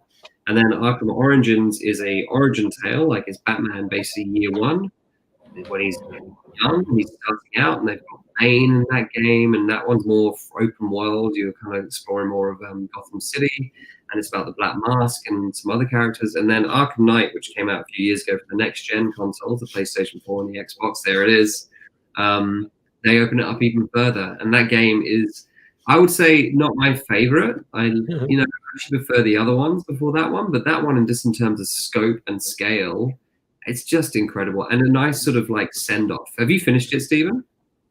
I haven't played it yet. I actually picked this. This is a pickup that I got recently. I saw it in the bargain bin for $15, so I bought it. So I haven't actually played it yet because I only just got my Xbox One fixed at Christmas because my boys decided to post something in the CD slot. Oh, man. So it had to get repaired. It's great. Like it's well worth playing because it basically ties up the entire 4 games. It's definitely the end game. It's the last one. There won't be any more after that one, and you'll see why when you get to the end of it. But that's what I'll tell you now. Yeah, Red Hood. Well, until they just released another one that's like another prequel or whatever. But you got the Batmobile in that one. They introduced the Batmobile, which is incredible. The open worldness of that game is great. It's so good. It just doesn't have the same. I think because it can be so big, it doesn't have the same charm as the original games. Like the limitations of the first 2 games, especially, are kind of what makes them. The fact that the concept is inside Arkham Asylum, inside a part of the city, so it's a bit like Escape from LA. That's what makes those games so good, is the fact that they're quite compact. I mean, don't get me wrong, I love being able to traverse the entirety of Gotham City in Arkham Knight, but at the same time, it's just it's too much. We'll have a chat when you've played it, Stephen, see what you think compared to the other ones. But yeah, well, I've played the first one. Arkham, was it Asylum? Was the first one? Yeah. I played that and I really enjoyed it. I didn't finish it. It was kind of in that period when I stopped sort of playing games, and I think Gears of War took a lot of my time up. Yeah. But I meant to play the second one. I think I played like the first level and then never played it again. But I do plan to revisit them because I was blown away at just how well they'd done it. Like, kind of like when you play the 2D games and then they do a 3D game and then they just get it right. That was the right game. So, and then it's like Batman GTA, if you think about it, and it's awesome. Spot on. I mean, yeah, it's just they're so good. I just love replaying them. In terms of replayability, like a franchise where the games have a lot of replayability, where you just want to put them in and you just want to be Batman, like they're perfect. If you want to be Batman, play the Arkham games. But I have got an honorable mention as well because I do like Batman games. I've been playing Batman games for a long time, ever since the '89 Tim Burton's Batman came out. Michael Keaton's by Batman. So Batman Returns on the Super Nintendo is an incredible side-scrolling beat 'em up. It's basically Final Fight with Batman. Not as good as this Batman Returns. On the Sega Master System. Didn't you speedrun that? Yeah, I did. I held the record for about a week, and then PDQ took it off me. Oh man! But the Super Nintendo game it's great. It's like such a good side-scrolling beat 'em up. Big graphics. Batman is brutal. It's basically you're playing Keaton's Batman, but you're Christian Bale's Batman because he's so brutal in his attacks, and you can throw people into walls, you can fucking suplex them, you can do all sorts of stuff. It's so good. So like, oh, that's right. I think the Mega Drive and SNES versions were like beat 'em ups, weren't they?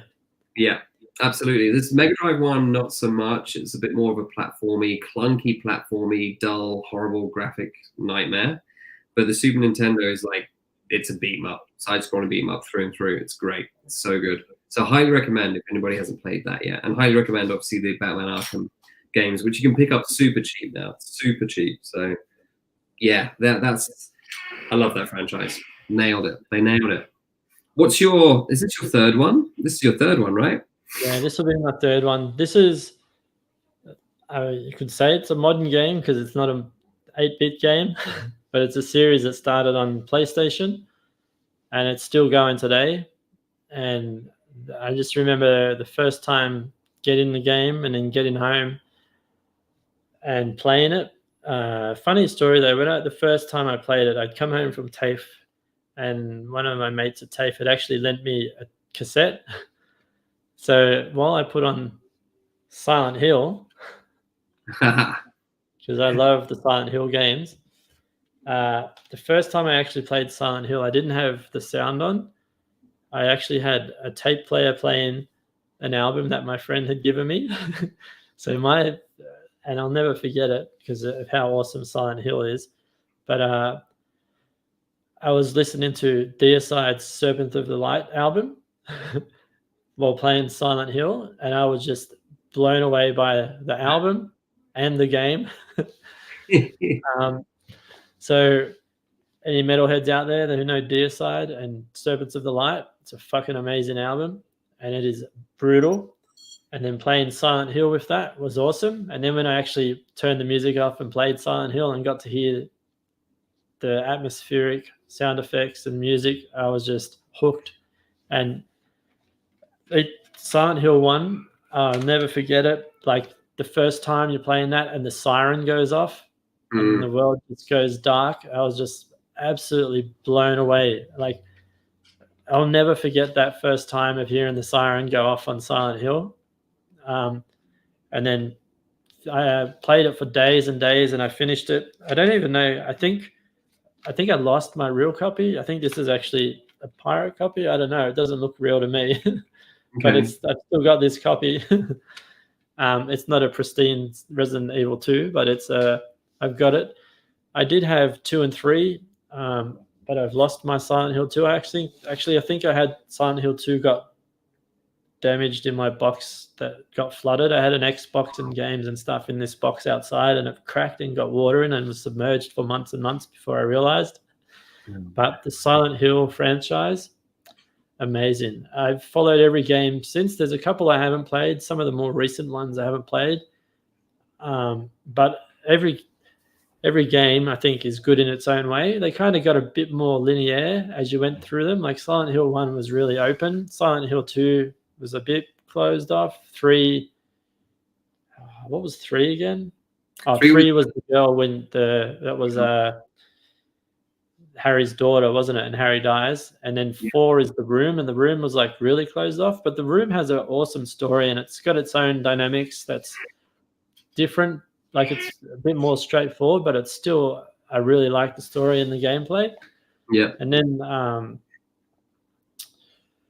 I'm trying to think of some of the other ones. There's Downpour. There's a few others, and then bringing more and more out. Ones on the Origins as well. And there's Shattered Memories. There's a few little offshooty ones. Yeah, but I think the original 3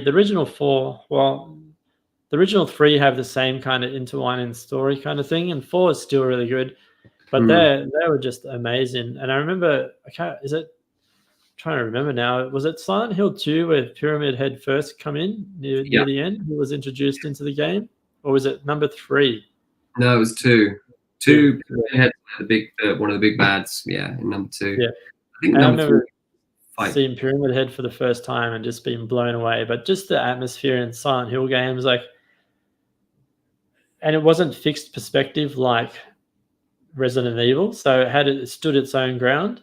And I don't know, I'm just speechless sometimes, but I have so much memories of playing it and replaying. And then when they brought out the Silent Hill movie, oh my God. I think that's probably amazing. One of the few movies that actually captured the spirit of the game. I mean, like, there's some naff stuff in that movie, but it looks and feels like Silent Hill. Plus, it's gory, it's scary. It's all the things that video game movies just don't tend to be, because they try and sort of be for a younger audience, because they're like, oh, it's a video game movie, so it's got to be family friendly. That one's got some freaky deaky shit in it, which is really good. And that's what you want from film. Really grim stuff. Yeah, it's so good. Like, it was so true to the movies, to the game. Like I was blown away. I remember watching it, sitting off on the edge of my seat, watching it, and when the siren beat went off, just like whoa! And they got the angles, like the game was all weird and going around, and then the movie just progressed and went off on its own, and it was amazing. But the one thing I will say that I don't like about the franchise is once the movie came out and they'd introduced their element with the kind of cult and stuff, and then any game after the movie brought the movie elements into it and kind of replaced the original stuff. That's my feeling. So that's the one, as much as the movie is awesome, every game after the movie I think is a little bit lost a bit of that traditional Silent Hill and kind of lost its edge because it's just following from the movie, not from the original kind of thing. No, from that kind of where they are. Did you see the sequel, Silent Hill Revelations, the second Silent Hill film? I did. I had high hopes about that movie, and it's actually super terrible. It's really kind of 2 and 3 combined on its own.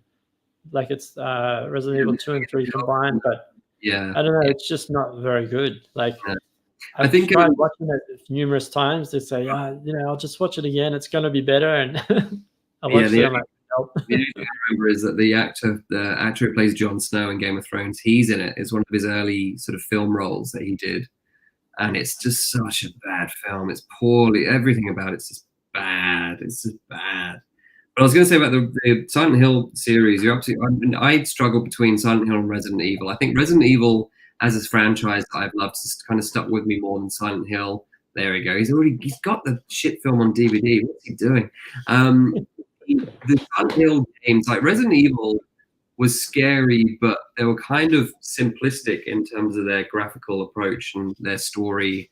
It's a zombie film. Like we all know about zombies. It's a zombie game, so we all know about zombies. We've seen, like Living Dead and all that kind of stuff, and all the great 80s classic, The Return of Living Dead. So we kind of get what that is. But Silent Hill went for something different. It went for more of a psychological demon body horror, which especially in the first game, you'd never seen before in a game. And the fact that the fog was done because of the limitation of the PlayStation. The PlayStation didn't have the right distances, and it couldn't write the backgrounds. It couldn't draw the backgrounds in as far as the developers were like. So because of that limitation, they're like, well, we can't have a background appearing out of nowhere. Let's just fade it up. Let's use a fog to hide the fact that the limitations of the hardware mean that we can't do exactly what we want. And that's how the fog was created, and the fog itself has become such a big part of the game, especially the first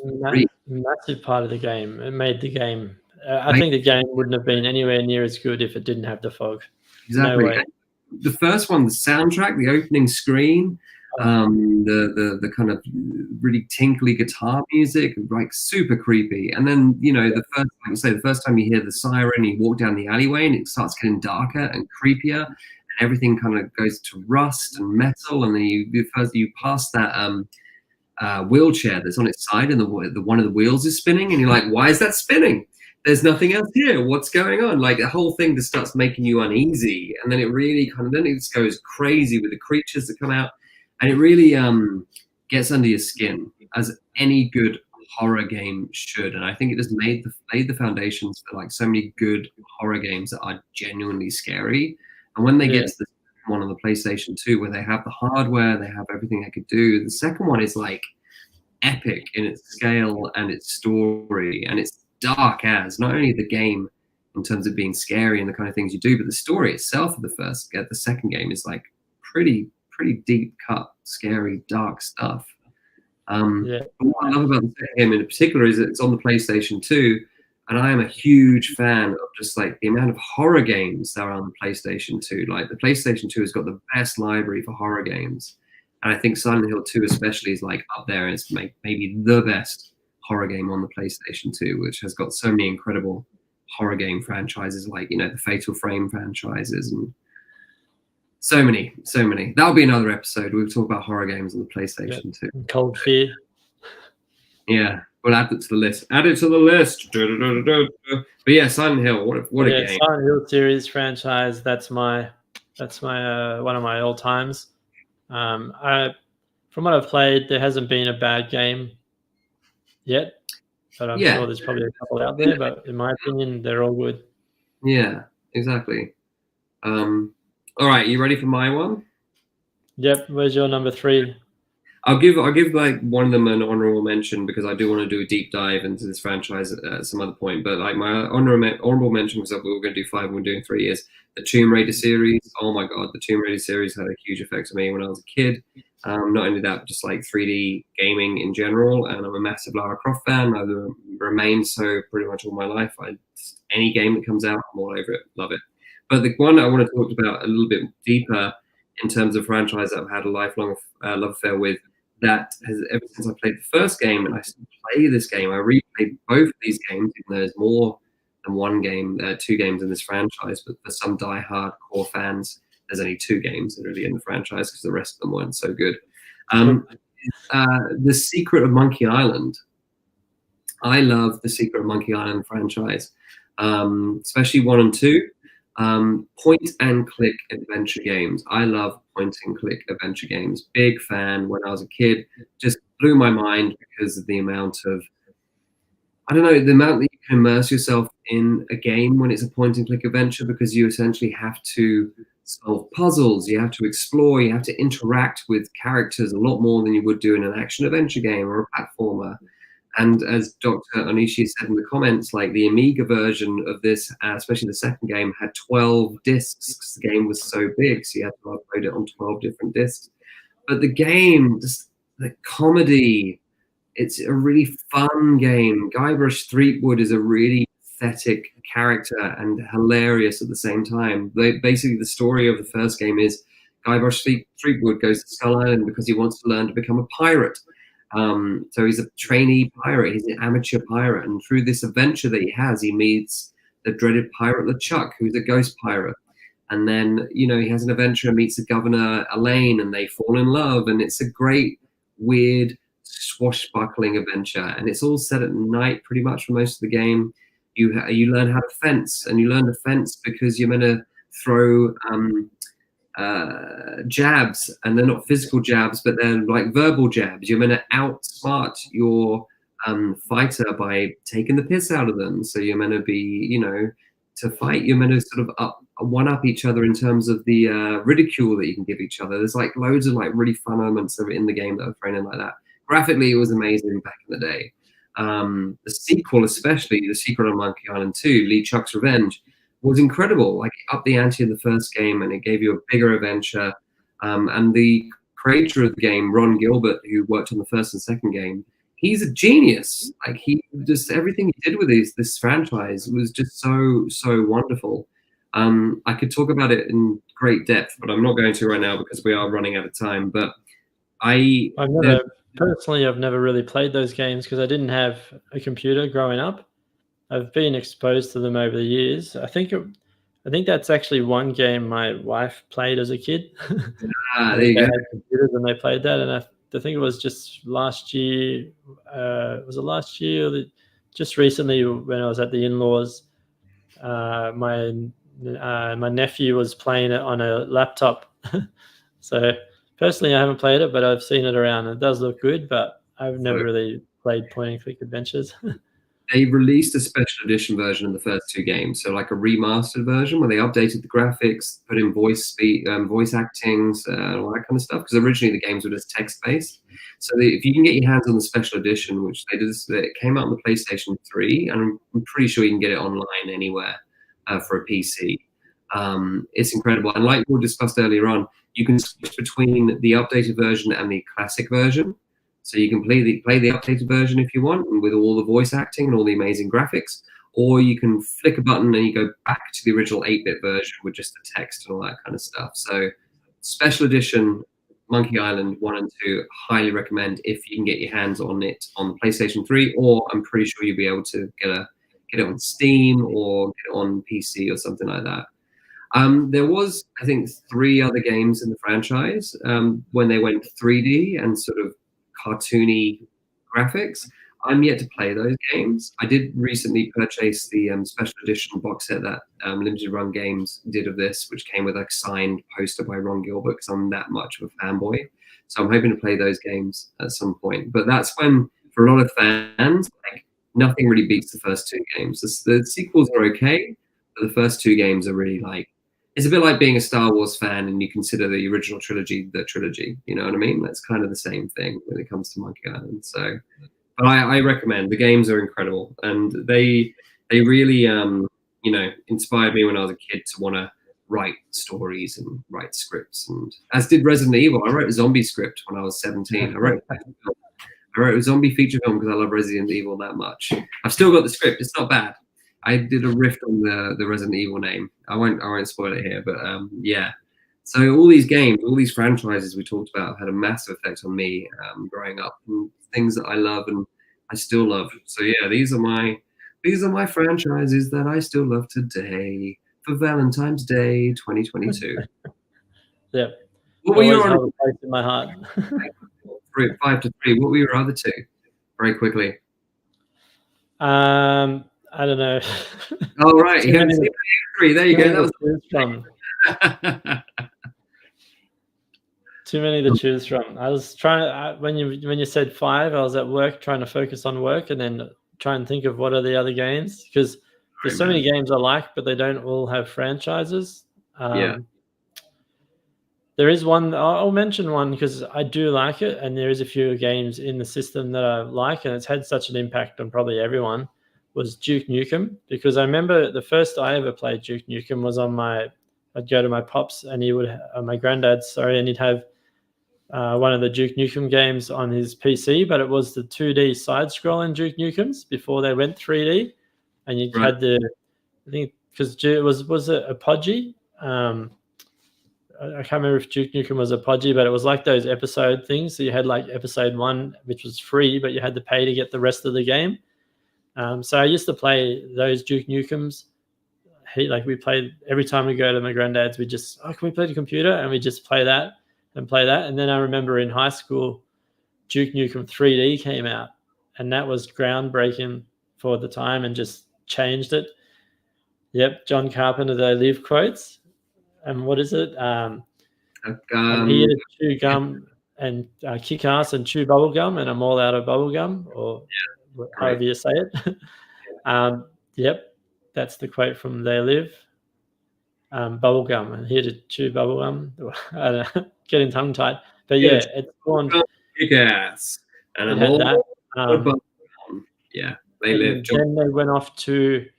I remember it was on PlayStation 1 or 2. It was an over-the-shoulder, a third-person Duke Nukem, A Time to Kill, or it was one, and it had like an awesome intro where you ride into the city and you just start shooting all these pigs, and it had a Stabbing Westwood song, I Won't Become the Thing I Hate, and the intro was amazing, and then the game was heaps good, and then I think they made one again afterwards, and they've made a couple of other ones later on, and they've just been horrible. So I think Duke Nukem has some bangers in there, but then it's got some absolute rubbish because they just went downhill. They could never recapture what they did. Yeah. But Duke Nukem as a character and pop culture and everything that he stands for, like, it's got a massive impact, I think. Yeah. Yeah, cool. I've not played any Duke Nukem games. Really? I'm so sorry. I will amend that. So next time we talk, I'll hopefully have played a Duke Nukem game. I don't know if I've got. Well, you got to play the 2D ones first before you play the 3D ones. Funnily enough, somebody has just released Duke Nukem on the Master System. Ooh, okay. But it's the 2D Duke Nukem, so they kind of remade it and made their own 2D Duke Nukem on the Master System. I don't have that one, but it's pretty cool that they did that. That's cool. Was it Buddha? Is it Butter or Buddha has posted that line that I was muddling up? I'm here to kick ass and chew bubblegum, but I'm all out of bubblegum. That's the one. Such a good line. Oh, nice one, man. Well, look, let's wrap it up. I think an hour 50 for this podcast is it's enough podcast for people to listen to. I just want to do some quick shout outs before I go. Just to our buddies Pixels and Pints podcast. So these guys, if you like craft beer and pop culture podcasts, please give these guys a listen. They very kindly have me on their most recent episode as a guest, where we talked about filmmaking quite a lot. So if you want to listen to the Pixels and Pints film school episode of their podcast, please check them out. Where you get all your good podcasts. Also, friends of the podcast as well. Game the System podcast is another retro gaming podcast based in Sydney. Give those guys a listen. They've been big supporters of 89 for a few years now. They used to record episodes. Sorry? They used to record episodes at 89, which is quite fun. They also have a really good Discord, so jump on that if you like chatting about games and stuff. So that's Game System. And also just giving a shout out to the Play It Up podcast as well. These guys have been podcasting for a couple of years. Some guys up in Brisbane, also friends of the bar. Denny and John. Denny and who are the guys that do it? It's Denny and Mike, is it? And Sean. And is it Sean? Yeah. And the man who you stole the Wonderboy record off of? Oh yeah, there's Neil, Denny, Mike, and I think the other guy, I'm not sure of his name, but I know him on the Discord as Seanigans. But they're all those guys are on the Game the System podcast Discord, as Ben mentioned. I'm on there all the time too, just chat about all games and stuff. Yeah. Anything video games, they talk about it. So there you go. They both have great podcasts, so check them out. Yeah, check them out. All right, lovely. Thank you everybody for tuning in and listening and commenting. We do this live every Monday night at 7:00. Please come and hang out. If you're listening to this on catch up, our audio episode, thank you for listening. Please keep listening. It's great to be here and it's great to be doing this. Thanks for having me on, and thanks for chatting. And check out our Facebook website, 1989 Arcade Bar. Love to see you there. And Stephen, thank you for your time this evening, man. It's been great chatting. No worries. Thanks for having me on, and keep gaming. What a beautiful thing to end on. Happy Valentine's night, everybody. See you soon. Bye-bye.